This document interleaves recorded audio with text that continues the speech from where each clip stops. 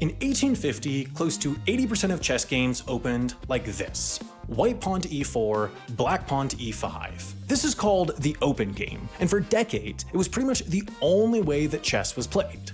That is, until the early 1900s when, all of a sudden, players started opening the game like this. It was only a slight difference, but it completely changed the way that the game flowed.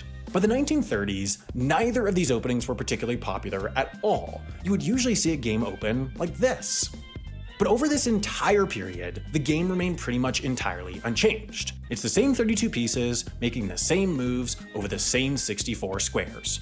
So why is it that even after hundreds of years, we still can't seem to figure out the right way to play chess? Well, let's get something out of the way first. There is, mathematically speaking, no right way to play chess. Some games are considered solved, meaning that there's a perfect way to play them no matter what your opponent does.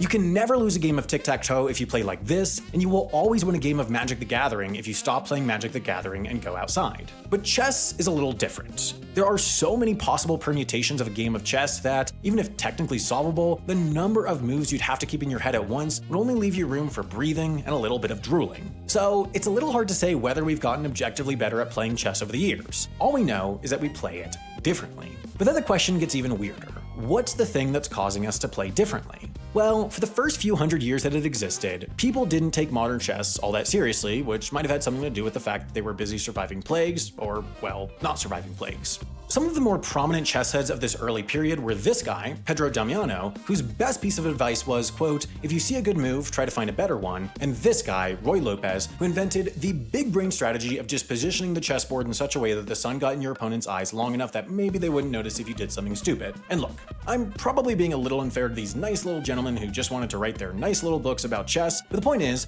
formal chess strategy wasn't really a thing until the 1800s, so for the sake of this video, that's where we should start. The first true era of chess strategy lasted for about a century, and it was called the Romantic era of chess. Not because the players would make the pieces kiss, but because of this: the King's Gambit. White players during this period would typically start their games like this, offering up this pawn as a sacrifice to this pawn on their second turn. Now, you pretty much never see this move in competitive chess anymore because it's, well, to borrow a bit of chess terminology, quote, not very good. At least statistically speaking, this move's put white at a significant disadvantage, but that's precisely the point. You see, it's not like the players during this period didn't understand how chess worked or were somehow worse at playing the game. They were just playing it romantically. Chess was a game of the European aristocracy, and at the time, the European aristocracy was particularly obsessed with this stuff. In response to the Industrial Revolution, the culture at the time revolved around ideals of nature, emotion, and individualism, and all that stuff influenced the way that people played chess. You wanted to show off what a cool, science-hating, manly man you were with bold, aggressive chess moves that proved you didn't care about losing a few pawns or making a perfect move. All that is to say,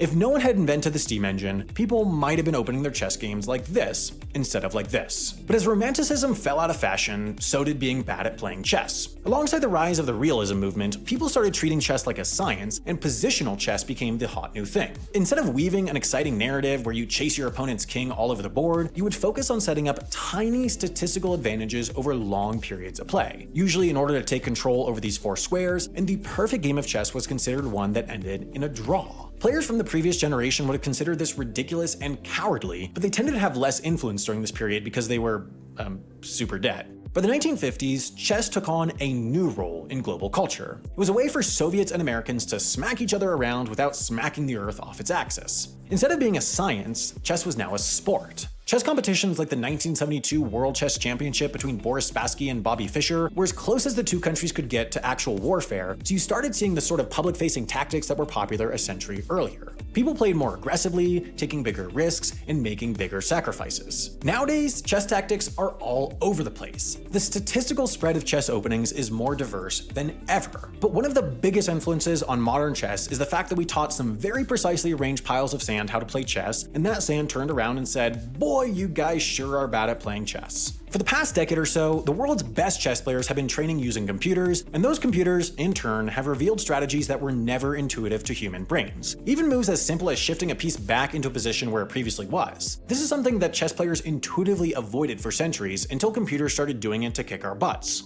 Even just last month, chess-playing AI discovered a flawless new technique called breaking your opponent's tiny baby fingers. So what's my point? Well, I guess my point is that chess is simple, except that actually it's not, and sometimes it changes, but really, actually, no, it doesn't. Thanks for watching!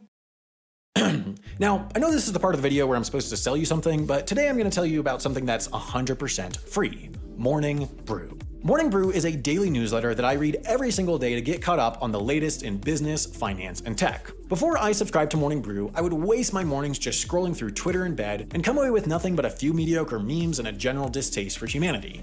Morning Brew, on the other hand, gets you all the news you need in just a couple of minutes. They curate the most important stories of the day and break them down into simple, bite-sized blurbs. I mean, look at this article about Amazon acquiring Roomba. That's it. That's the whole thing. No fluff, no page-long ads, just the information you need and nothing else. And I don't know if I mentioned this before, but this newsletter is free. There's no reason not to at least try it out and see if it can help you wean yourself off your endless social media routine every morning.